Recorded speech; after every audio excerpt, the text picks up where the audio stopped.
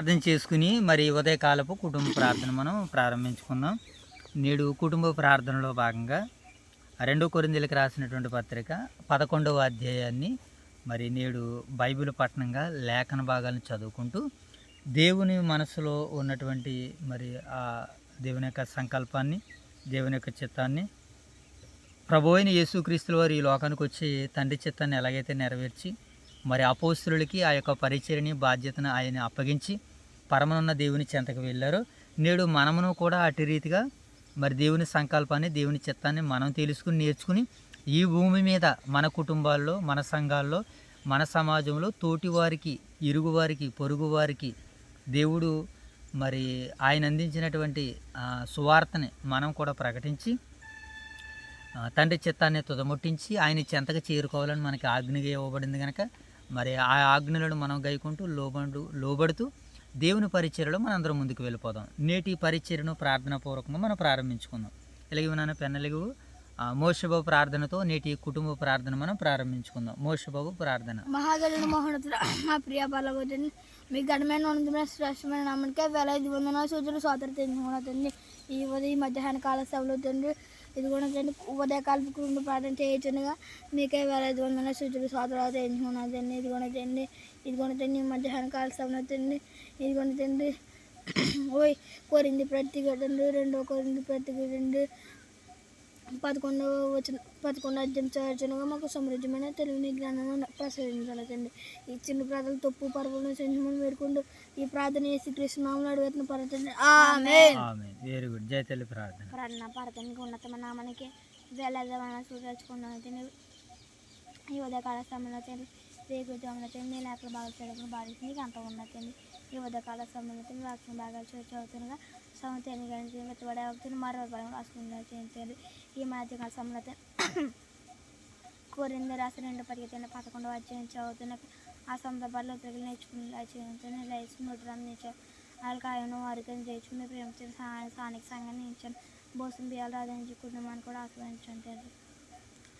2 సంఘాలను సేవకులు అనుగ్రహించండి. నూతనంగా తారఫీ అవుతున్న మీ సేవకులు కూడా దీవించండి. ఈ చిన్న ప్రార్థనతో పొరపడి క్షమించుకొని ఈ ప్రార్థన యేసుక్రీస్తు నామములో అడుగుతున్న ప్రార్థన. ఆమేన్. ప్రార్థన చేసుకుందాం. చివరగా మహాగణుడైన మా తండ్రి, మహోన్నతుడైన దేవ, పరిశుద్ధుడైన తండ్రి, మీ ప్రేమ కలిగిన నామానికి కృతజ్ఞతలు తెలుపుకుంటున్నాం దేవా. తండ్రి ఈ యొక్క సమయంలోనైనా కుటుంబ ప్రార్థన చేయడానికి నాయన మేము సిద్ధపడుతుండగా మీ యొక్క ఆత్మను మాకు సహాయంగా తెచ్చండి. అలాగే ప్రభు మరి యొక్క సమయంలో ప్రార్థించిన ఇరువురు బిడ్డలను జ్ఞాపకం చేసుకున్నాం ప్రభు. వారు మీ యొక్క శిక్షలను, బోధలను మేము వారిని పెంచడానికి, వారు నాయన బ్రతకడానికి మీ సహాయ సహకారాలు బిడ్డలకి అనుగ్రహించండి. అలాగే తండ్రి మరి యొక్క సమయంలో మీరు మమ్మల్ని ప్రేమించి ఇచ్చినటువంటి స్థానిక సంఘాలను జ్ఞాపకం చేసుకున్నాం ప్రభు. మీ సన్నిధానంలో ఈ రోజునైనా మీ కుమారుని యొక్క మరణ పునరుత్థాన దినంలో తండ్రి ఆత్మతోనూ సత్యముతోనూ మిమ్మల్ని ఆరాధించుకున్నట్టుకు విశ్రాంతి దినంలో, పునరుత్థాన దినంలో మమ్మల్ని ముందుకు నడిపించినందుకే కృతజ్ఞతాస్తుతులు చెల్లించుకుంటూ దేవా తండ్రి మరి యొక్క సమయంలో 2 సంఘాలు ఉన్నటువంటి బిడ్డలందరినీ దీవించి ఆశీర్వదించండి. ఈ రోజునైనా మిమ్మల్ని ఆరాధన చేసుకున్నారు ప్రభా. మరి వారం అంతానైనా మీ కృపగల హస్తాలతో నీ బిడ్డలను నింపండి, నడిపించండి. లోకానికి దూరంగా మీకు దగ్గరగా మీ కుమారులు మాపై మోపినటువంటి భారాన్ని, కాడిని ఎత్తుకుని ప్రభా లోకంలో నాయన జ్యోతులుగా వెలుగుతూ ప్రభా అనేకులు వెలిగించగలిగేటువంటి సామర్థ్యాన్ని, శక్తిని నీ బిడ్డలకును, నాకును, మాకును దయచేయమని వేడుకుంటున్నాం తండ్రి. అలాగే సంఘాన్ని నడిపిస్తున్నటువంటి దైవ సేవకుల కుటుంబాలను దీవించండి. అలాగే తండ్రి 2 సంఘాలు ఉన్నటువంటి నాయన 2 సంఘాల ద్వారా జరుగుతున్నటువంటి ఈ వారపు పరిచర్య కార్యక్రమాలు అన్నింటిలో మీ తోడుని, మీ యొక్క సహాయాన్ని అనుగ్రహించమని వేడుకుంటూ తండ్రి మరి ఈ రోజునైనా వాక్య వర్తమానాలు అందించినటువంటి ప్రియులను, సహోదరులను జ్ఞాపకం చేసుకోండి. వైఎస్ఆర్ నగర్లోను, ఓదూరు సంఘంలోను నాయన వాక్యం అందించినటువంటి దైవ సేవకులు నాయన ప్రియులు మరి ప్రారంభ మాటలు అందించినటువంటి కుమారుడు మణిబాబుని, అలాగే తండ్రి వాక్య సందేశం అనేటువంటి దైవ సేవకులు బిఎల్ రాజు గారిని తండ్రి నాయన మరి చక్కనటువంటి మాటలు అందించినటువంటి ప్రియులు రాజేష్ గారిని వారి యొక్క పరిచయను దీవించి ఆశీర్వదించి కాచి కాపాడమని సంఘాలన్నీ నాయన మీకు మహిమకరంగా నాయన తండ్రి మా అందరికీ దీవెనకరంగా మీరు జరిగించమని నడిపించమని వేడుకుంటూ తండ్రి ఉదయకాల సమయంలో మరి జరగబోతున్నటువంటి ఈ కొరింథీ పత్రిక ద్వారాగా మీరే ఘనత, మహిమ, ప్రభావాలు పొందుకుంటారని ఆశిస్తూ మా రక్షకుడైన యేసుక్రీస్తు వారి నామములో ఈ ప్రార్థనకు సమర్పిస్తున్నాం కన్న తండ్రి. ఆమేన్. రైట్, మంచిది నాయన. మరి యొక్క సమయంలో మనము కొరింథీ పత్రిక నుంచి బైబిల్ పఠనంగా లేఖన భాగాలను చదువుకుంటున్నాం కదా నాయన. మరి రోజు రోజుకు ఒక్కొక్క సందర్భాన్ని, ఒక్కొక్క సన్నివేశాన్ని మనం వింటున్నాం, నేర్చుకుంటున్నాం. నిన్నటి కాల సమయంలో మరి కొరింథీ పత్రిక 10వ అధ్యాయం నుంచి కొన్ని సందర్భాలని దేవుడు మరి మనకి వినిపించారు, ఆయన నేర్పించారు. పౌలు గారు మరి ఎలాంటి పరిచర్య చేశారని అంటే ఆయన శరీర సంబంధమైనటువంటి ఆయన పరిచర్య చేయలేదని ఆత్మ సంబంధమైనటువంటి పరిచర్య చేసి మరి కొరింథీయుల్ని నిలబెట్టారని నిన్నటి కాల సమయంలో మనం విన్నటువంటి వర్తమానం. మరి వారు దేవుని సువార్త కొరకు, సేవ కొరకు మరి వారు ఎంత గొప్పగా చక్కగా మరి జీవించారో మరి నిన్నటి కాల సమయంలో మనం చదివినటువంటి వర్తమానం. ఇంకా చూడకూడదు, ఇంకా నా మాటలు వినాలి, ఇంకా ఏనా నిన్నటి విన్నటువంటి వర్తమానం. కనుక ఈరోజు కూడా మరి 11వ అధ్యాయంలో రాబడినటువంటి సందర్భాలను కూడా మనం అర్థం చేసుకునేటువంటి ప్రయత్నాలు చేద్దాం. దీంట్లో సుమారుగా 33 వచనాలు వ్రాయబడినాయి. ఈ 33 వచనాలని మరి శ్రద్ధతో చక్కగా వింటూ నీటి పరిచర్యలో మన అందరం ముందుకు వెళ్ళిపోదాం. 11వ అధ్యాయం మొదటి రోజు చదువుకుందాం. కొంచెము వివేకముగా నేను మాట్లాడినను మీరు సహింపవలనని కోరుచున్నాను. నన్ను గూర్చి మీరు ఎలాగైనను సహించుడి. వీళ్ళతో ఏమని చెబుతున్నాడని అంటే సహించమంటున్నాడు పౌలు గారు. నేను కొంచెం వివేకంగా మాట్లాడుతున్నాను. కారణం ఏంటంటే ఆ వివేకమైనటువంటి మాటలు మనల్ని ఏం చేస్తాయి అని అంటే మనలో ఉన్నటువంటి పాపాన్ని కడగడానికి సిద్ధపడతాయి. మనిషి ఏమండి ఆ పాపాన్ని వదులుకోవడానికి అసలే ఇష్టపడడు. పాపాన్ని వదులుకోవడానికి ఇష్టపడడు. కనుకనే ఇప్పుడు పౌలు గారు చెబుతున్నటువంటి ఆ వాక్యం వాళ్ళలో ఉన్నటువంటి పాపాన్ని, వారిలో ఉన్నటువంటి అసత్యాన్ని, అబద్ధాన్ని దుల్లగొట్టడానికి పౌలు గారు ఇప్పుడు వాక్యాన్ని చెబుతున్నాడు. ఇప్పుడు ఆ వాక్యము వీరు వింటున్నప్పుడు వీరికి ఎలాగ ఉంటుందంటే గుచ్చుకుంటుంది, నొచ్చుకుంటుంది, బాధ కలుగుతుంది. అవును కదా. ఇప్పుడు అద్దం దగ్గరికి వెళ్ళగానే మోషే బాబు మనలో ఉన్నటువంటి లోపం అద్దం ఏం చేస్తుంది? చూపిస్తుంది. మన శరీరంలో ఉన్నటువంటి లోపాలు, షర్ట్ బాగోకపోయినా, తల బాగోకపోయినా అద్దం దగ్గరికి వెళ్ళి మనం ఎలాగైతే సరి చేసుకుంటామో మనుషులకి దేవుడు అర్థంగా ఇదిగో ఈ పరిశుద్ధ గ్రంథాన్ని ఇచ్చాడు. దీని ముందుకు ప్రతి మనిషి వచ్చి చదువుతున్నప్పుడు మనలో ఉన్నటువంటి లోపాలన్నీ కూడా ఏం చేయబడతాయి? బయటపడతా ఉంటాయి. కనుక ఇప్పుడు పౌలు గారు వారిలో ఉన్నటువంటి అసత్యాన్ని, వారిలో ఉన్నటువంటి అబద్ధాలని పౌలు గారు బయట పెట్టడానికి అని అంటున్నాడు. నేను కొంచెము వివేకముగా మాట్లాడిన మీరు ఏం చేయమంటున్నారు? సహించాలి. సహించిన వారిని ధన్యులని మనం అనుకుంటున్నాం కదా. అంటే వాక్యాన్ని వింటూ ఎవరైతే హృదయంతో వాటిని స్వీకరిస్తారో, ఎవరైతే వాక్యాన్ని ప్రకారంగా జీవించడానికి సహిస్తారో వారిని ధన్యులు అని బైబిల్ గ్రంథం సెలవిస్తుంది. ఇప్పుడు కొరింథీయులు కూడా ఎవరైనా వారు కూడా ధన్యులే. అయితే అబద్ధ బోధకుల వలన, అబద్ధాల వలన వారు సత్యంలో నుంచి జారిపోతున్నారేమో అని పౌలు గారికి ఒక బాధతో, వేదనతో మాట్లాడుతున్నటువంటి మాట. ఓకేనా. వారిని సహించమంటున్నాడు. ఇప్పుడు 2వ వచనం చదువు. దేవాశక్తితో మీ ఎడల ఆసక్తి కలిగి ఉన్నాను. ఎందుకనగా పవిత్రురాలైన కన్యకునుగా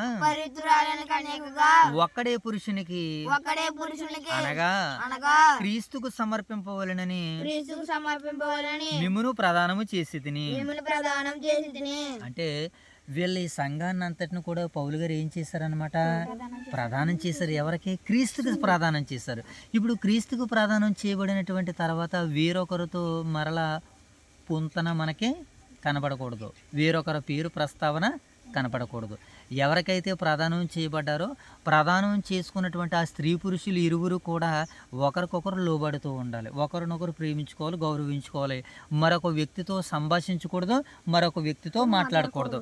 అలాగే ఇక్కడ పౌలు గారు కూడా దేవాశక్తితో మీ ఏడల నేను ఆసక్తి కలిగి ఉన్నాను. ఎందుకనగా పవిత్రురాలైన కన్యకునిగా ఒక్కడే పురుషుని కనుక క్రీస్తుకు సమర్పింపవాలని నేను మిమ్మల్ని ప్రదానం చేశాను అని ఈ విషయాలను జ్ఞాపకం చేస్తాను. నేను ప్రదానం చేసినటువంటి తర్వాత, నేను మీకు నిశ్చితార్థం చేసినటువంటి తర్వాత మరలా మీరు వేరొక పురుషునితో మాట్లాడేటువంటి పనేటి, ఒకవేళ స్త్రీలైతే లేదా ఒకవేళ పురుషులైతే మరొక స్త్రీతో మాట్లాడేటువంటి పనేటి మీకు అని దీనిని సంభాషిస్తూ మాట్లాడుతూ వారిలో ఉన్నటువంటి ఆ యొక్క లోపాలని పౌలు దిద్దుతున్నాడు అనమాట. ఇప్పుడు 3వ వచనం చదువు. సర్పము తన కుయుక్తి చేత హవ్వను మోసపరిచినట్లు మీ మనస్సులను చెరపబడి క్రీస్తు ఎడలనున్న సరళత నుండి, ఆ పవిత్రత నుండి ఎట్లైనను తొలగిపోవునేమో అని నేను భయపడుచున్నాను అని అంటున్నాడు. పౌలు గారు భయపడుతున్నాడట. ఏమనంటే ప్రారంభంలో సర్పము తన కుయుక్తి చేత అవ్వని మోసపరుచింది కదా, అలాగే నేను లేనటువంటి కాలంలో, నేను లేనటువంటి సందర్భంలో ఒకవేళ సాతానుడు మిమ్మల్ని కూడా మోసపుచ్చుతాడేమోనని మీకు క్రీస్తు ఎడలనున్నటువంటి సరళత నుండి, పవిత్రత నుండి మీరు ఎట్లయినా తొలగిపోతారేమని నాకు భయం వేస్తుంది అంటున్నాడు ఆయన. ఎందుకని ఆ సంఘాన్ని, ఆ వ్యక్తులని చక్కగా పౌలు ఆ సంఘాన్ని కట్టాడు, నిలబెట్టాడు. ఇప్పుడు దుర్బోధకులు, అసత్యవాదులు, అప్రమాణికులు వచ్చి పౌలు గారు చేసినటువంటి ఆ సేవని, పరిచర్యను దుష్టుడు ఏం చేస్తున్నాడనంటే, ఆ రోజు అవ్వమ్మ గారి దగ్గరికి ఎలాగైతే వెళ్ళి అవ్వమ్మని మోసపుచ్చిందో, ఏటి దేవుడు ఈ తోట చెట్ల ఫలంలో దేనిని కూడా తినవద్దని మీకు ఆజ్ఞాపించాడా? అర్రే మీరు అవి తింటే మీరు దేవదూతల్లా ఉంటారు, దైవాలుగా ఉంటారని అవ్వని సాతాను, సర్పము కుయుక్తి ఏం చేసింది? మోసపుచ్చింది. మోసపుచ్చి వాళ్ళిద్దరు ఏం చేశారు? అపరాధంలో పడ్డారు, పాపంలో పడ్డారు. అలాగే మిమ్మల్ని కూడా ఎవడన్నా ఒకవేళ చెరుపుతాడేమని ఆ రోజు దేవుడు వారి దగ్గర లేని సమయాన్ని చూసి దుష్టుడు వచ్చాడు వారి దగ్గరికి. మరి ఈరోజు కూడా పౌలు గారు లేనటువంటి సందర్భంలో, వాళ్ళ వెనకాల లేనటువంటి నాయకుడు లేనటువంటి టైంలో ఆ కొరింథీ పట్టణానికి, కొరింథీ సంఘానికి కూడా వచ్చి వీళ్ళలో ఉన్నటువంటి పవిత్రత నుంచి, సరళత నుంచి కుయుక్తి అపవాది సాతానుడు ఏం చేస్తున్నాడంటే వీళ్ళని కూడా మోసపుస్తున్నాడేమో నేను భయపడుతున్నానని పౌలు గారు ఆ సంఘాన్ని హెచ్చరిస్తున్నాడు. అలాగే జరిగింది. ఏదైతే జరగకూడదు అనుకున్నాడో అలాగే అబద్ధికులు వచ్చి, వేషధారులు వచ్చి, ఏమండి సైతానుని సేవకులు వచ్చి, వారు సైతానుకు సేవకులు, పాపానికి సేవకులే కానీ పరిశుద్ధతకు సేవకులు వారు కాదు. పరిశుద్ధులకు సేవకులు ఎవరంటే పౌలు గారు. అలా క్రీస్తు ప్రత్యక్షత వారు పొందుకుని అనేకులను క్రీస్తులోనికి కడుతున్నటువంటి శుభ సందర్భంలో దుష్టుడు పౌలు గారి పరిచర్యని కూడా పాడు చేయాలనుకున్నాడు. ఏనన్నా ఈ సందర్భాలని పౌలు గారిని మాట్లాడుతున్నారు. ఇప్పుడు 4వ వచనం చదువు. ఏలయనగా వచ్చిన వాడెవడైనను మేము ప్రకటింపని మరి ఒక యేసును ప్రకటించినను, లేక మీరు పొందని మరి ఒక ఆత్మను పొందినను, మీరు అంగీకరింపని మరి ఒక సువార్తను మీరు అంగీకరించినను, మీరు వాని గూర్చి సహించుట యుక్తమే. అంటే ఇక్కడ పౌలు ఏమని చెబుతున్నాడనంటే, ఏలయనగా వచ్చిన వాడెవడైనను మేము ప్రకటింపని మరి ఒక యేసును ప్రకటించిన, ఒకవేళ మేము ప్రకటించిన వాటిని ఒకవేళ ప్రకటిస్తున్నారనుకోండి, అది యుక్తమే. మీరు అంగీకరిస్తే మేము ప్రకటించిన దానిని, మేము చెప్పని దానిని, మేము చెయ్యని దానిని ఏదైనా మరొకడు ఎవడైనా వచ్చి, ఆ రోజు అవ్వమ్మ దగ్గరికి దుష్టుడు ఎలాగైతే వెళ్ళాడో ఈ రోజుకు పరిశుద్ధంగా ఉన్నటువంటి సంఘాలని చెరపడానికి, పాడు చేయడానికి దుష్టుడు కొంతమందిని ప్రేరేపిస్తాడనమాట. ఇప్పుడు అప్పుడప్పుడు మనకే కూడా అర్థం కావాలి, నన్ను దుష్టుడుగాని ప్రేరేపిస్తున్నాడా, దైవం ప్రేరేపిస్తుందని మనల్ని మనం పరీక్షించుకోవాలి. పౌలు గారు అన్నారు కదా, మనల్ని మనం పరీక్షించుకున్న ఎడల ఇతరులను విమర్శించలేదాం అన్నాడు. కనుక వాక్యాన్ని ఎవరైతే నేర్చుకోవడానికి, తెలుసుకోవడానికి సిద్ధపడుతున్నారో మనలో ఉన్నది పరిశుద్ధాత్ముడా, దుష్టుడా అనేటువంటి ప్రశ్న వేసుకుని అబ్బబో లేదు నాలో ఉన్నది పరిశుద్ధాత్మ అంటే, పరిశుద్ధాత్మ ఇప్పుడు ఏం చేయాలంటే సర్వసత్యాన్ని ప్రకటించాలి. సత్యము ప్రకటించడమే కాదు, సత్యాన్ని ప్రకటించడమే కాదు, సర్వసత్యంలోనికి నడిపించేవారుగా ఉండాలి. ఒకవేళ మేము ప్రకటించింది అతను వచ్చి ప్రకటించాడా, మీరు దాన్ని విన్నా మీరు ధన్యమే, అది యుక్తమే, మంచిది. కానీ మేము ప్రకటింపనది ఆ రోజు లేని సమయంలో, దేవుడు లేని సమయంలో అవ్వమ్మ దగ్గరికి ఎలాగైతే వెళ్ళి మోసపుర్చి వారిని అపరాధంలో పాడేస్తారో, ఈరోజు మనల్ని ఎక్కడ పాడేస్తాడంటే వాడు అపరాధంలో పాడేస్తాడు. అనగా ఏమండి, ధనాన్ని చూపించో, అధికారాన్ని చూపించో, పదవిని చూపించో, లోకాశ, నేత్రాశ, శరీరాశ, జీవపటంబాన్ని చూపించో మనల్ని కూడా వాడు పడగొడతాడు. మనం ఏ కోసాన్నా కూడా పడకూడదని మోసబాబు ఇలా ఉండాలి. అక్కడ అలా ఉంటే పడవ అక్కడ. ఏమండి మనం ఏం చేయాలి? మనం ఏం చేయాలంటే చక్కగా సహించుట యుక్తమేన అంటున్నాడు. ఇప్పుడు 6వ వచనం. నేను తక్కువ వాడిని కాడని తలంచుకొనిచున్నాను. పౌలు ఏమంటున్నాడు ఆయన? చదువుదాం 6వ వచనం. వినది 6వ వచనమే. 5వ వచనం, నేనైతే నేనైతే మిక్కిలి శ్రేష్ఠులైన మిక్కిలి శ్రేష్ఠులైన ఈ అపోస్తుల కంటే ఈ అపొస్తలుల కంటే ఏ మాత్రమును తక్కువ వాడును కానని తక్కువ వాడు కానని తలంచుకొనిచున్నాను. తలంచుకొనుచున్నాను. మాటల యందు నేను మాటలందు నేను నేర్పు లేని వాడినైనను నేర్పు లేని వాడైనను జ్ఞానమందు నేర్పు లేని వాడును కాను. జ్ఞానమందు నేర్పు లేని వాడు కాను. ప్రతి సంగతిలోను ప్రతి సంగతిలోను అందరి మధ్యను అందరి మధ్యను మీ నిమిత్తము మీ నిమిత్తము మేము ఆ జ్ఞానమును కనబరిచున్నాము. మేము ఆ జ్ఞానము కనబడుచున్నాము. ఇక్కడ పౌలు గారు ఏమంటున్నారంటే నాయన ఈ వచనంలో, నేనైతే మిక్కిలి శ్రేష్ఠులైన అపోస్తుల కంటే ఏమాత్రము తక్కువ వాడిని కాని గాని మాటల యందు నేను నేర్పరం లేని వాడినైనను. అంటే పౌలు గారిని ఆల్రెడీ చెప్పుకున్నాం కదా 10వ అధ్యాయంలో, అతని పత్రికలు ఏమి అతని ప్రసంగం ఏమి కోరదగనేది కాదు, కానీ అతను పత్రికలు అయితే బలంగా ఘనంగా ఉంటాయి, కానీ ఆయన చూడడానికి కూడా బలహీనంగా ఉంటాడు. ఎదుటి ఉన్నదప్పుడు ఓలా మాట్లాడతాడు, పత్రికలు ఒకలా మాట్లాడతారని గత 10వ అధ్యాయంలో పౌలు గారి మీద ఫిర్యాదు చేశారు, నేరారోపణ చేశారు. ఇక్కడ కూడా పౌలు గారు ఆ సందర్భాన్ని ఉటంకిస్తూ ఆ సందర్భాన్ని జ్ఞాపకం చేస్తూ, నేను మాటల యందు నేర్పు లేని వాడినను జ్ఞానమందు నేర్పు లేని వాడును కాను. జ్ఞానములో ఈయన ప్రతి వాక్యము కూడా తెలుసు. ఒకవేళ మాటలు ప్రస్తావించలేకపోవచ్చు, ఏం మాటలు ప్రస్తావించలేదండి. ఈయన మాట్లాడినటువంటి మాటలు ఎవరు కూడా మాట్లాడలేదు. ఈయన మాట్లాడినటువంటి మాటలు ఎవరో మాట్లాడలేదు. అన్ని మాటలు మాట్లాడాడు దేవుని మహిమ కొరకు. ఏమండి, నేను మాటల యందు నేర్పలేనివాడిని జ్ఞానమందు నేర్పలేనివాడిని కాను. ప్రతి సంగతిలోనూ అందరి మధ్యను మీ నిమిత్తం మేము ఆ జ్ఞానాన్ని నేను కనబరుస్తున్నాను. క్రీస్తు జ్ఞానము ఎంత గొప్పగా ఉందో ఆయనకి తెలుసు ప్రియులారా. కనుక ఇక్కడ అంటున్నాడు, ఏమండి ఈ క్రీస్తుకి ఈ జ్ఞానం పౌలుకి ఎలా వచ్చిందని మనం చూసినప్పుడు ఒకసారి గలతీ పత్రిక ఏమండి 1వ అధ్యాయము 11-12 వచనాలు చదువుదాం. పక్కనే ఉన్నటువంటి గలతీ పత్రిక ఏనా, నేను చదువుతున్నానులే. గలతీలకు రాసినటువంటి పత్రిక పక్కనే 2వ కొరింథీయుల పక్కనే గలతీ ఉంటుంది మనకి. 2వ అధ్యాయము 11వ వచనం చదువుతున్నాను. గలతీలకు రాసినటువంటి పత్రిక 1వ అధ్యాయము 11వ వచనం చదువుదాం. సహోదరులారా, నేను ప్రకటించిన సువార్తను మనిషిని యోచన ప్రకారము కాదని మీకు తెలియజేయుచున్నాను. మనుషుని వలన దానిని నేను పొందలేదు కానీ నాకెవడనూ దానిని బోధింపలేదు కానీ యేసుక్రీస్తు బయలుపరచుట వలన అది నాకు కలిగిను. అంటే యేసుక్రీస్తుల వారు పౌలు గారికి ఏం చేస్తారట, బయలుపరిచాడు. ఆ జ్ఞానంతోనే నేను మాట్లాడుతున్నానని పౌలు గారు మరి కొరింథీ పట్టణానికి తన మాటలు చెబుతున్నట్లుగా మనకు కనబడుతుంది. ఇప్పుడు 7వ వచనం చదువుదాం.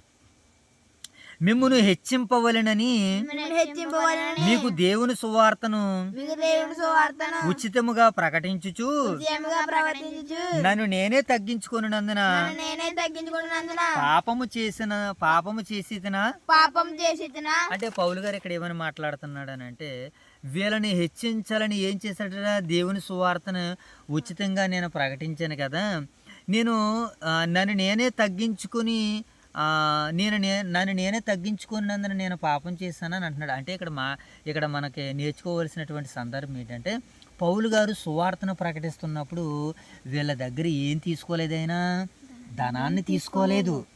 కారణం ఏంటి, ఈ ధనాన్ని తీసుకోవడానికి నేను యోగ్యుడు కాననుకుంటున్నాడు ఆయన. ఏంటి బాబు, యోగ్యుని కానన్నాడు. కానీ మరి ఈయన ప్రకటించేది సువార్తే కదా. ఈయనే చెప్పాడు, నూర్చి ఎద్దుకి మూత పెట్టొద్దని, పనివాడు తన జీతానికి పాత్రుడని.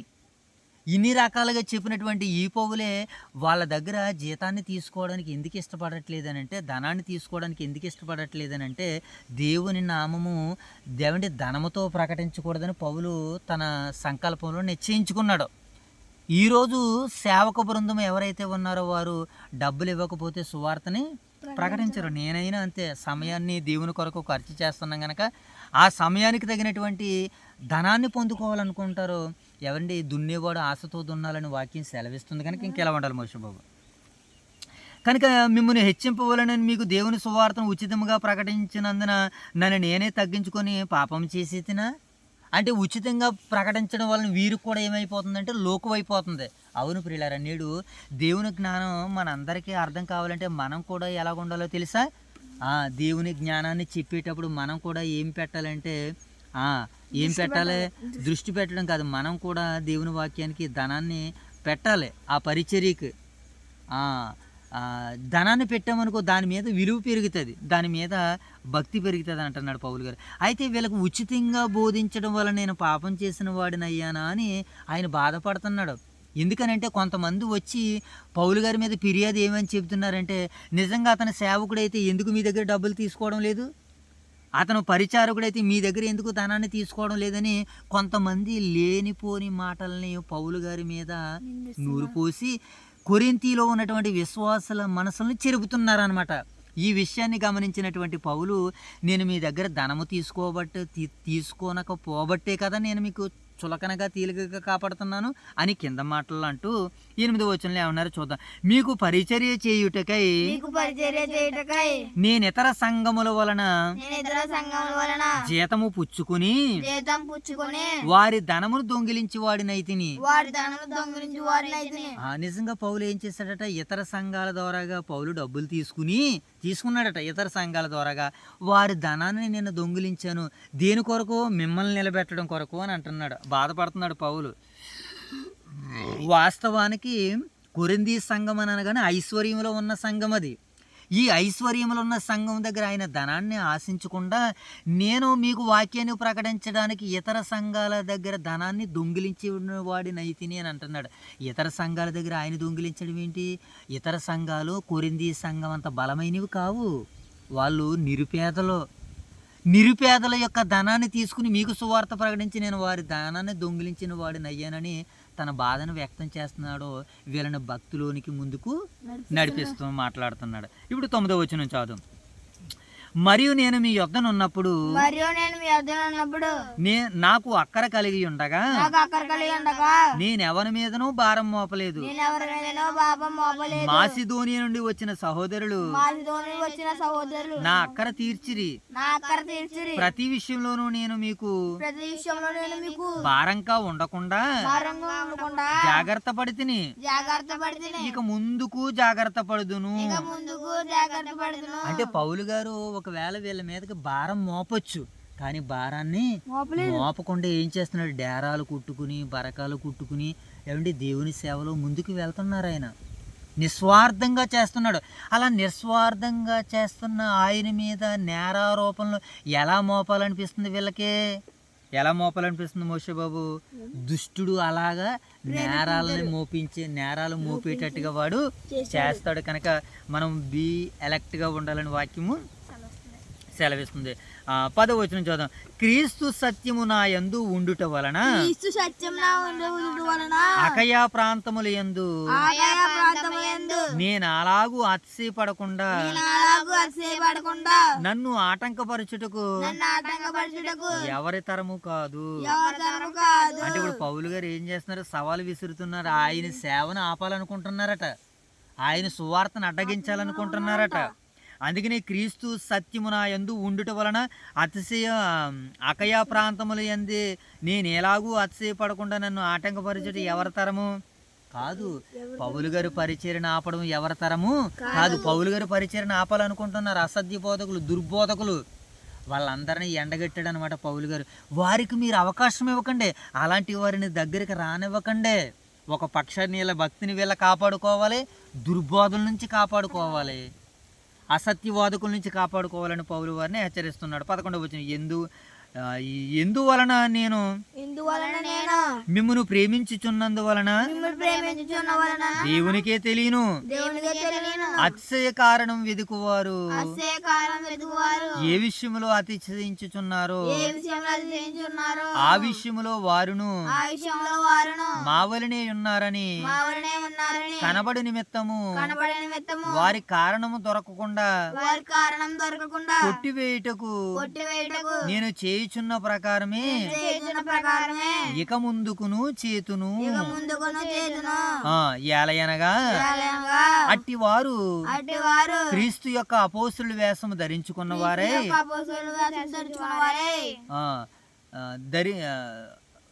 ధరించుకున్న వారే ఉండి ధరించుకున్న వారే ఉండి దొంగ అపోస్తులను దొంగ అపోస్తలులను మోసగాండ్రకు పనివారినై ఉన్నారు. మోసగాండ్రు పని వారే ఉన్నారు. ఇది ఆశ్చర్యము కాదు, ఇది ఆశ్చర్యం కాదు. సాతాను తానే సాతాను తానే వెలుగు దోషము వేషము ధరించుకున్నాడు వెలుగు దోషము ధరించుకున్నాడు. గనుక గనుక వాని పరిచారకులను వాని పరిచారకులను నీతి పరిచారకుల వేషమును నీతి పరిచారకుల వేషమును ధరించుకొనుట గొప్ప సంగతి కాదు. ధరించుకొనుట గొప్ప సంగతి కాదు. వారి క్రియలు చొప్పున వారి క్రియలు చొప్పున వారికి అంతము కలుగును. వారికి అంతము కలుగును. ఇక్కడ ఈ 13వ వచనం నుంచి మనం కొన్ని భాగాలను ఆలోచించేస్తున్నప్పుడు వీళ్ళు ఎలాగున్నారట?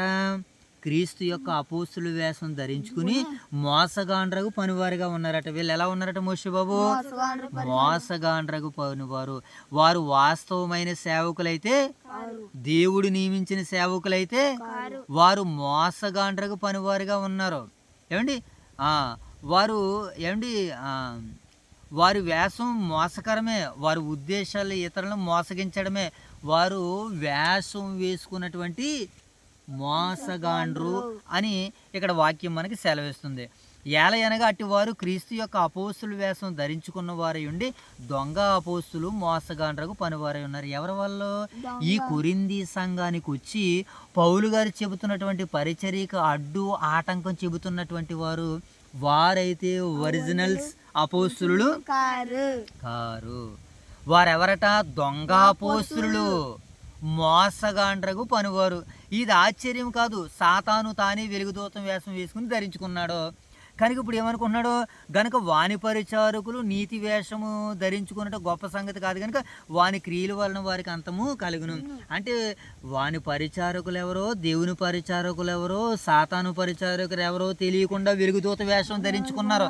వాళ్ళు ఎవరనంటే గొర్రె చర్మాన్ని తప్పుకున్నటువంటి తోడేళ్ళు. Very very good. వీళ్ళు ఎవరినైనా గొర్రె చర్మం కప్పుకున్నటువంటి తోడేళ్ళు కనుక వారి విషయమే మనం ఎలాగుండాలి? ఏది మోసమో ఏది సత్యమో గమనించాలి. తెలియాలంటే మనకు బైబిల్ తెలియాలి. బైబిల్ తెలియాలంటే భయభక్తులు కలిగి మనము బ్రతకాలి. ఒక మాట చదువుదాం. ప్రకటన గ్రంథము 2వ అధ్యాయము 2వ వచనం చదువు. ఈ సందర్భంలో ప్రకటన గ్రంథము 2వ అధ్యాయము 2వ వచనం చదువుదాం. ఏమని రాయబడింది అక్కడ? 2వ అధ్యాయము 2వ వచనం. అతడు దేవుని సాక్ష్యం. ప్రకటన గ్రంథము 2వ అధ్యాయము 2వ వచనం. నీ క్రియలను, నీ కష్టమును, నీ సహనమును నేను ఎరుగుదును. నీవు దుష్టులను సహింపలేవనియు. ఇతను ఎవరిని సహించలేడట? దుష్టులను సహించలేడు. మరి ఎవరిని సహిస్తారు? దైవాంశ సంభూతులను సహిస్తాడట. కానీ ఇతను ఎవరు సహించలేడట? నీవు దుష్టులను సహింపలేవనియు అపోస్తులు కాకయే తాము అపోస్తులమని చెప్పుకొని వారిని నువ్వు పరీక్షించావు. అది వీళ్ళ అపోస్తులు దొంగ అపోస్తులు. వీళ్ళు దొంగ అపోస్తులు ఏం చేస్తారో దండుకుంటారు.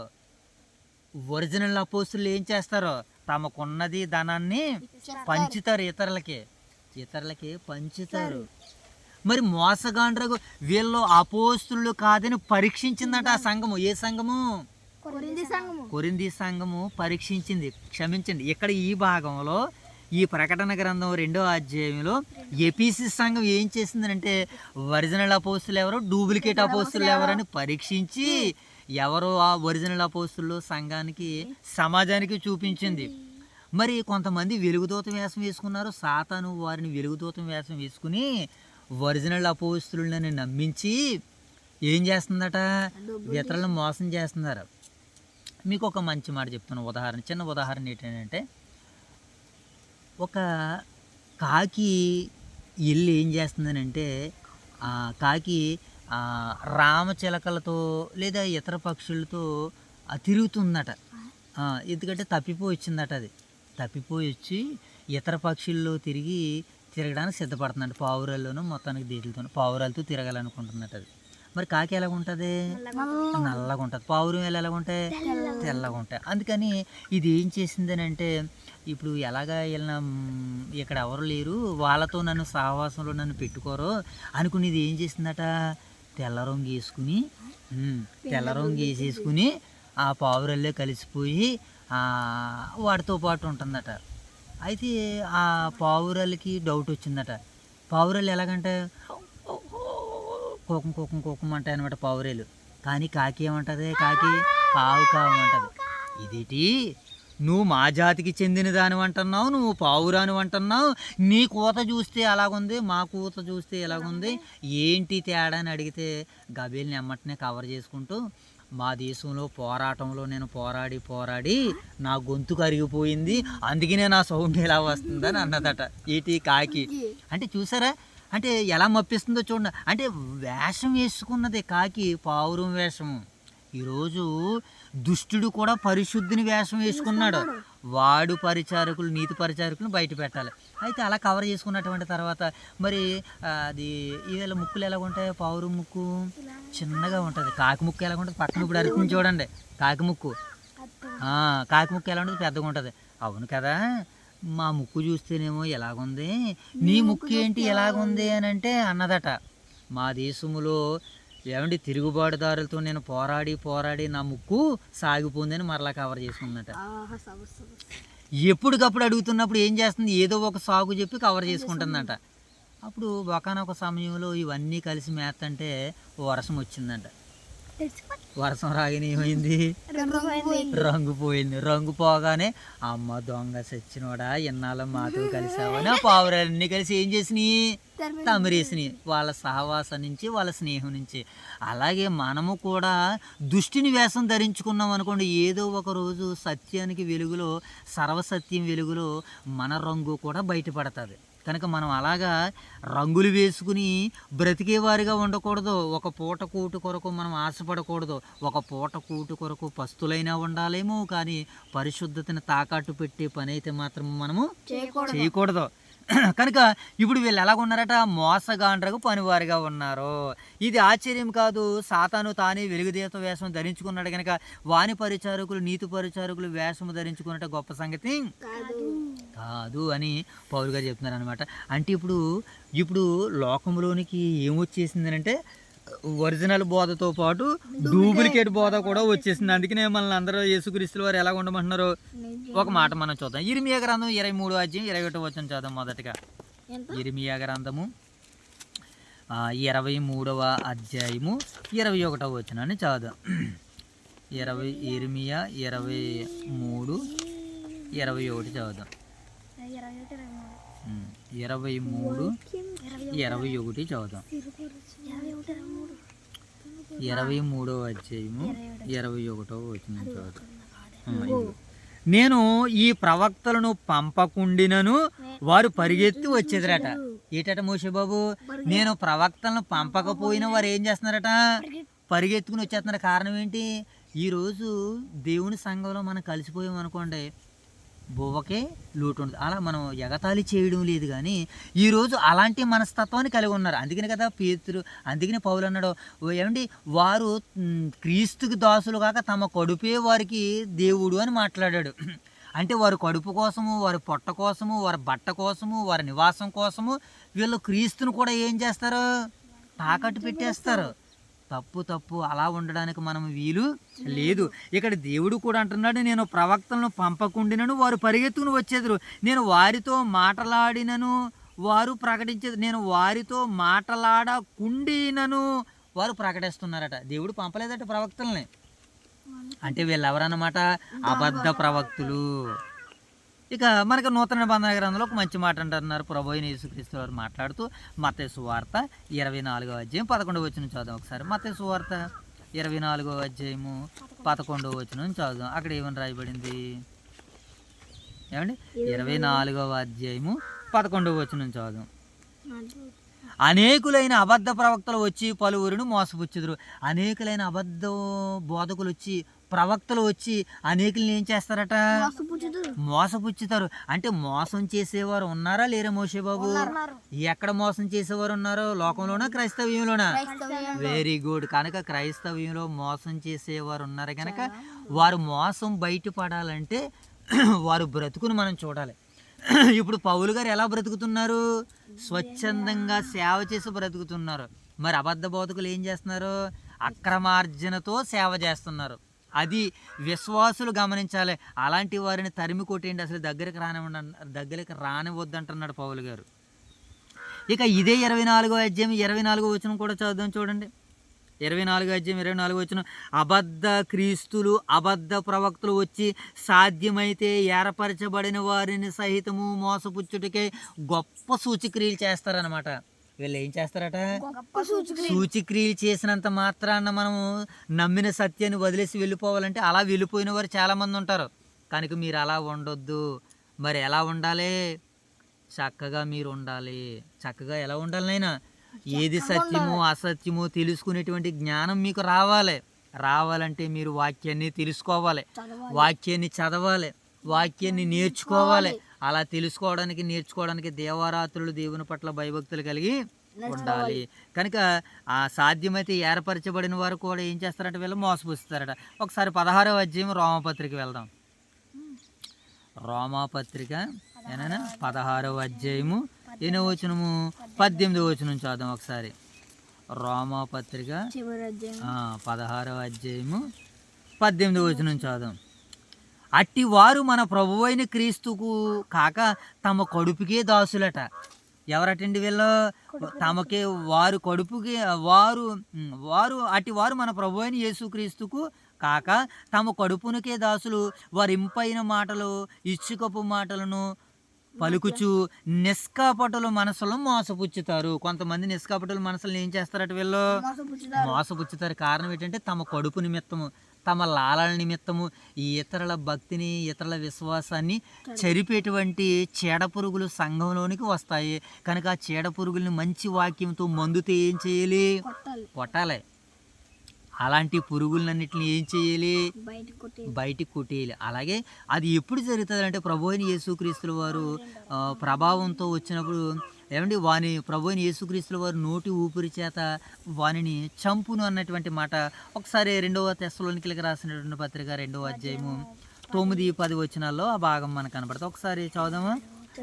2వ తెస్సలోనికీయులకు రాసినటువంటి పత్రిక 2వ అధ్యాయము 8వ వచనమమ్మా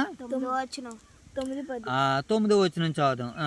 నశించుచున్న వారు తాము రక్షింపబడుటకే సత్య విషయమైన ప్రేమను అవలంబింపకపోయినగా వాని రాక అబద్ధ విషయమైన సమస్త బలముతోనూ నానా విధములైన సూచక్రియలతోనూ ఉండును. దుర్నీతిని పుట్టించు సమస్తమైన మోసంతో నశించుచున్న వారిలో సాతాను కనబరుచు బలముతో ఆవరించి ఉండును. అందుచేత సత్యమున నమ్మక దుర్నీతిని నమ్మినట్లు ఏమండి దేవుడు వారిని ఏం చేశాడనమాట? తుచ్చమైన అభిలాషలకు వారిని అప్పగించేసినట్లుగా లేఖన భాగాలు మనకి సెలవిస్తున్నాయి. ఒకసారి ఇదే 2వ తెస్సలోనికీయులకు రాసినటువంటి పత్రిక 2వ అధ్యాయం 18వ వచనం కూడా మనం చదువుదాం. 2వ తెస్సలోనికీయులకు రాసినటువంటి పత్రిక 2వ అధ్యాయము 1వ అధ్యాయము 18వ వచనం చదువుదాం. 2వ అధ్యాయము 18వ వచనం చదువుదాం.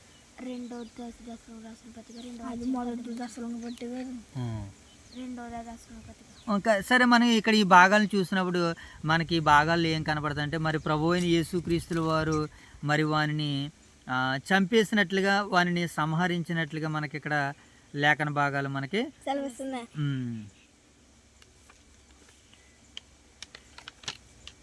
8వ వచనం చదువుదాం.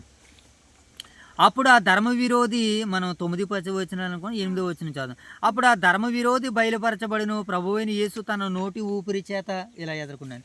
ప్రభువైన యేసు తన నోటి ఊపిరి చేత ఏం చేస్తాడట? అప్పుడు ఆ ధర్మ విరోధి బయలుపరచబడును. మన ప్రభువైన యేసు తన నోటి ఊపిరి చేత వారిని సంహరించి తన ఆగమన ప్రకాశము చేత నాశనము చేయను.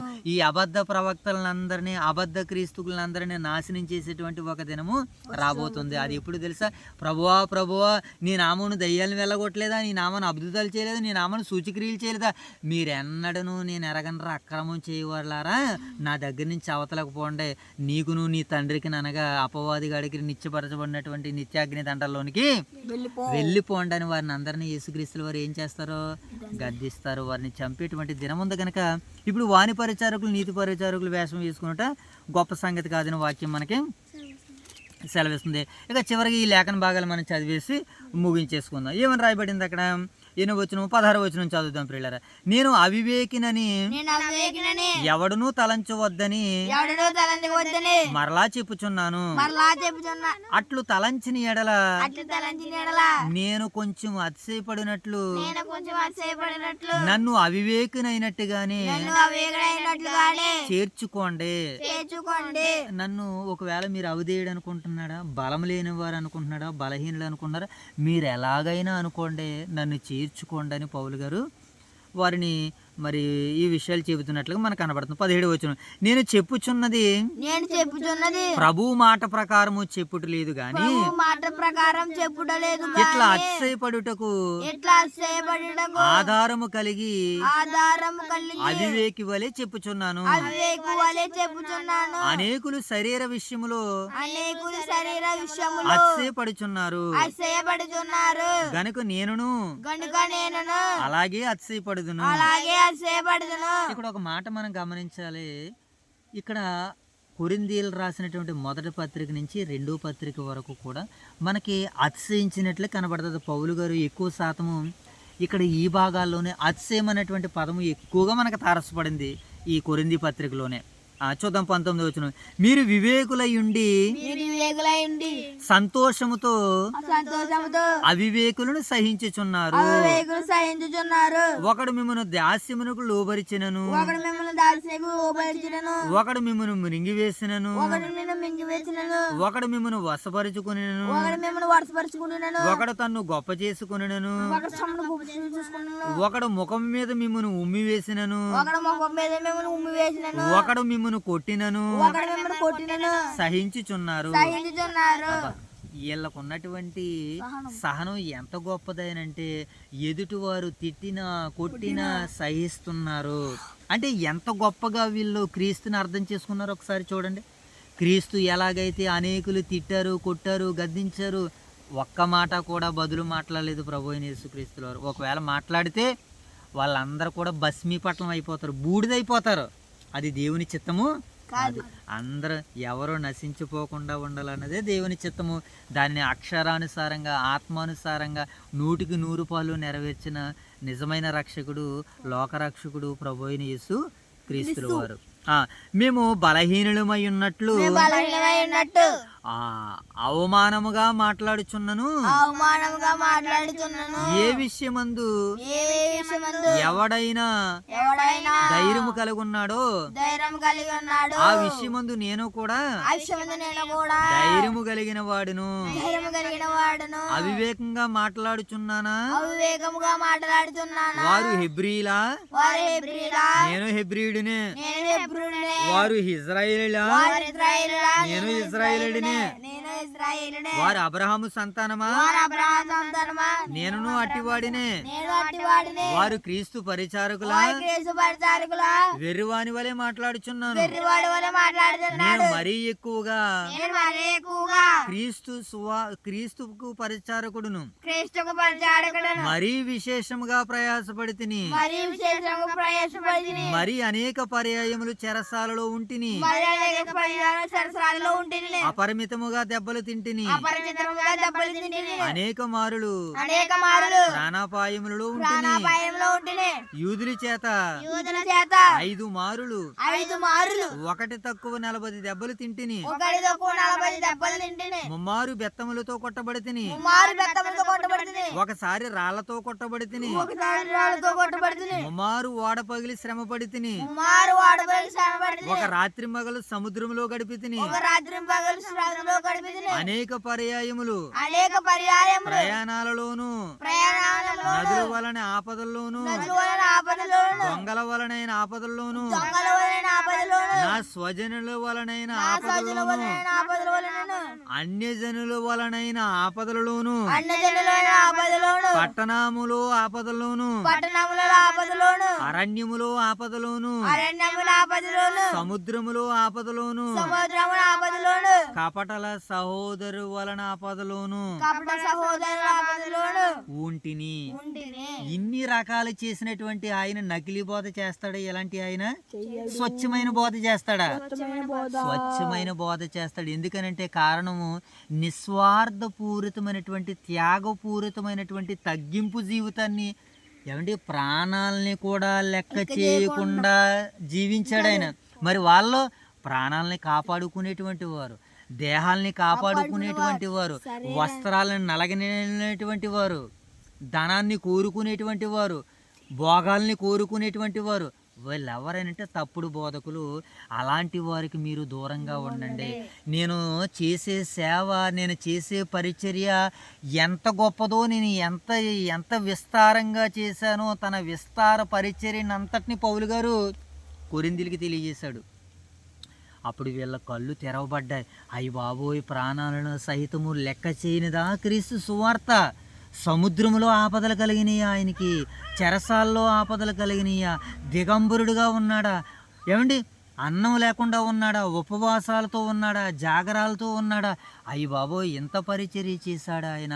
ఎలాంటి ఆయన కొరక మనము తప్పుడు మాటలు వింటా అని ఆ తప్పుడు మాటలు చెప్పునోన్ని, ఆ తప్పుడు మాటలు విన్నోన్ని సంఘం ఏం చేసిందంటే సరిచేసింది, క్రీస్తులో నిలబెట్టగలిగింది పౌలు గారి యొక్క పరిచర్యని బట్టి.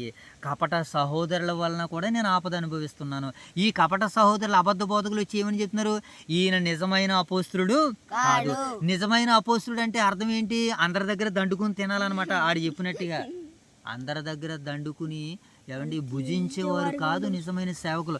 ఓకే, సేవకులు భుజిస్తారు, పెట్టాలి. కాకపోతే సేవకుడు సంఘానికి కూడా పెట్టేవారిగా ఉండాలని వాక్యం మనకి సెలవిస్తుంది. ఇక చివరిగా ఏమన్నాడు చూడండి, ఏమండి 27వ వచనం చదువుదాం.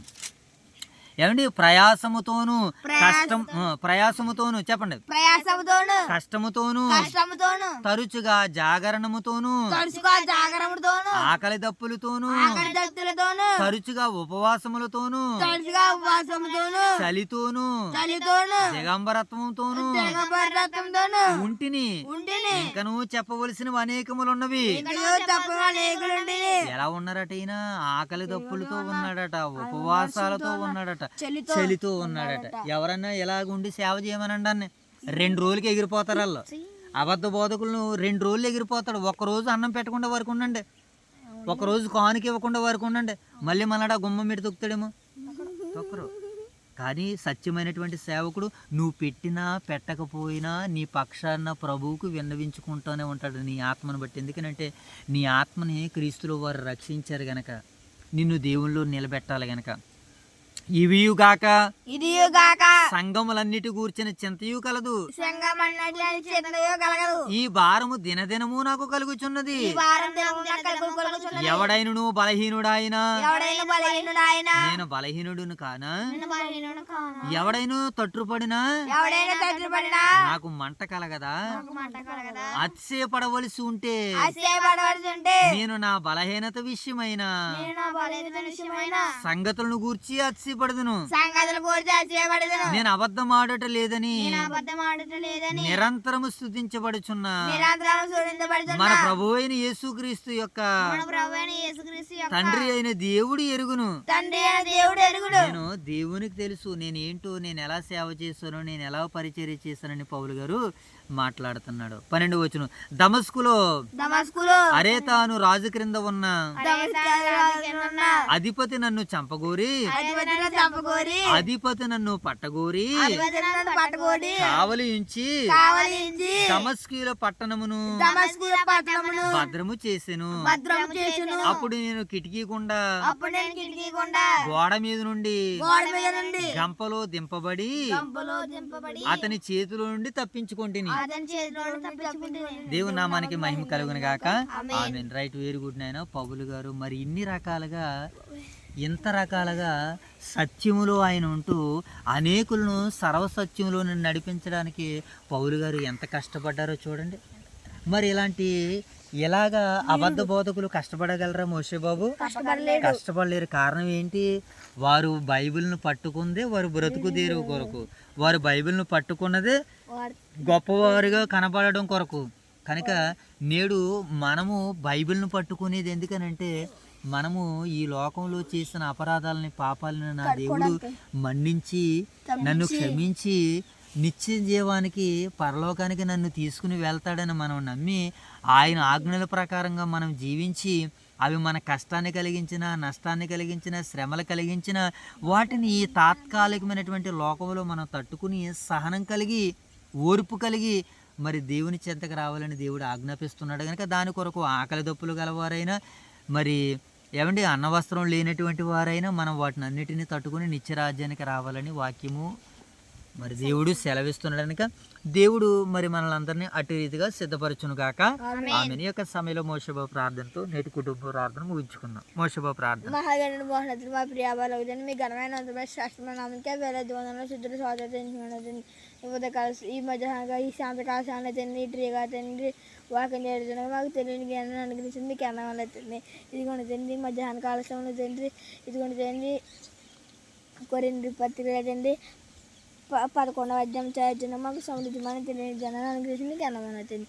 ఈ చిన్న ప్రార్థనతో పరుపులను చేద్దామని వేడుకుండి ప్రార్థన యేసుక్రీస్తు నామములో వేడుకొని పరచండి. ఆమేన్. ఆమేన్. ప్రార్థన వినుడి పావనుడా ప్రార్థన మాకు నేర్పుమయా. జై తల్లి ప్రార్థన. ప్రార్థన నామకే వేరేదమైన తెచ్చుకున్నంత మధ్యకాల సమయంలో మేము ట్రీగా తిని బాగా చదువుతుంది ఆ సమయం మీకు ఎంత పడిన గుర్తుపడే వచ్చింది మా రోజు రాసి మీకు ఎంత పడిన కొరింది రాసి 2:10 తండ్రి 11వ అధ్యాయం చదువుతున్నాగా ఆ సందర్భాలు ఉతకి నేర్చుకున్నది మీకు ఎంత పడిన గుర్తుపడే వచ్చింది మా రోజు రాసుకున్న చేయండి. ఈ మధ్యకాల సమయంలో నేర్చుకుంటుందని ఆడకాయలు వారికి దయచండి. మీరు మీ ప్రేమించిన స్థానిక సంఘాన్ని ఎంచండి. భోజనం బియ్యాల నుంచి కుటుంబాన్ని కూడా ఆస్వాదించండి. 2 సంఘాలు ఉన్న స్నేహితుల స్థానాన్ని దించండి. ఈ చిన్న ప్రాంతం పొరపడేసించమని ప్రార్థన చేసుకున్నాం అడుగుతున్న వెరీ గుడ్. నేను చివరిగా ప్రార్థన చేసుకుందాం. కళ్ళు మూసుకోండి. ప్రార్థన చేసినప్పుడు అటు ఇటు చూడకూడదు, కళ్ళు తెరవకూడదమ్మా. దేవుడు ఒకవేళ కళ్ళు తెరిచి మీరు ఒకవేళ అజాగ్రత్తగా ఉన్నారనుకో దేవుడు శిక్షిస్తాడు. ఏమో క్రమశిక్షణ కలిగి ఉండాలి. పరిచర్య ప్రారంభించిన కాడి నుంచి ముగించేంత వరకు శ్రద్ధగా ఉండాలి. ఎందుకనంటే బయట వారు చూస్తున్నారు కనుక ఎవరు కూడా అపార్థం చేసుకోకూడదు. ఈ పరిచర్య వారు ప్రేమించాలని అంటే చక్కగా దేవునికి మహిమకరంగా అనేక మందికి ఆశీర్వాదకరంగా దేవుడు దీన్ని జరిగిస్తున్నారు కనుక చాలా జాగ్రత్తగా పాటించాలి. లేకపోతే జాగ్రత్తలు తీసుకోకపోతే ప్రమాదాలు జరిగే అవకాశం ఉన్నది. కనుక ప్రమాదాలు మన మీదకి రాకుండా ఉండాలంటే ప్రభు సన్నిధిలో విధేయులుగా ఉండాలి. ప్రార్థన. మహాగణుడైన తండ్రి, మహోన్నతుడైన దేవ, పరిశుద్ధుడైన తండ్రి, మీకు వందనాలు ప్రభువా. మరి యొక్క సమయంలో మీరు నాయన మాకు బైబిల్ని ఎలా బోధించాలని తండ్రి అనేక మంది దైవ సేవకులు మీరు నిలబెట్టారు ప్రభువా. మీ బైబిల్ అనుసారంగా మేము బ్రతకడానికి తండ్రి ఆనాటి నుంచి ఈనాటి వరకు మేము సిద్ధపడ్డాం తండ్రి. నేను మీ పరిచర్య విషయంలో మీ సేవ విషయంలో అశ్రద్ధగా చేయకుండా ప్రభు మీ కార్యాన్ని శ్రద్ధ కలిగి చేస్తాం ప్రభు. మేము నాయన తండ్రి మీ మహిమలో వాడబడుతున్నందులకే కృతజ్ఞతలు తండ్రి ప్రభు. మరి యొక్క సమయంలో నాయన ఎంతసేపు ఈ నేటి పరిచర్యలో తండ్రి ముందుకు నాయన ఈ పరిచర్యలో ముందుకు కొనసాగినటువంటి నీ ఇరువురు బిడ్డల్ని మీరు దర్శించండి, దీవించండి, ఆశీర్వదించండి తండ్రి. అలాగే ప్రభా మరి యొక్క సమయంలో తండ్రి నాయన మా యొక్క స్థానిక సంఘాలను జ్ఞాపకం చేస్తున్నాం. ఓదూరు వైఎస్ఆర్ నగర్లో ఉన్నటువంటి సంఘాన్ని, సంఘ బిడ్డలను దీవించి ఆశీర్వదించండి తండ్రి. 2 సంఘాల్లో జరుగుతున్నటువంటి సువార్తని సేవను మీరు అభివృద్ధి పరచమని ఆశీర్వదించమని, 2 సంఘాల్లో కాపరి బాధ్యతలు వహిస్తున్నటువంటి మా ప్రియులు దైవ సేవకుల కుటుంబాలని, రాజుగారి కుటుంబాలని దీవించి ఆశీర్వదించి కాచి కాపాడమని నాయన ప్రభా. మరొక పర్యాయం తండ్రి మీ పాలసంలో కలిసి కూడుకుని తండ్రి మీ కుమారుని పక్షాన్ని మీతో మాట్లాడుకునే భాగ్యాన్ని బ్రతుకును మాకు దయచేయమని వేడుకుంటూ ఈ ప్రార్థన అంతటిని నా ప్రభువును మీ ప్రియ కుమారుడు మా రక్షకుడు మా ప్రభువుని యేసుక్రీస్తు నామములో ఈ ప్రార్థన మీకు సమర్పిస్తున్నాం మా కన్న తండ్రి. తండ్రి అందరికీ వందనాలైనా అందరికీ వందనాలు.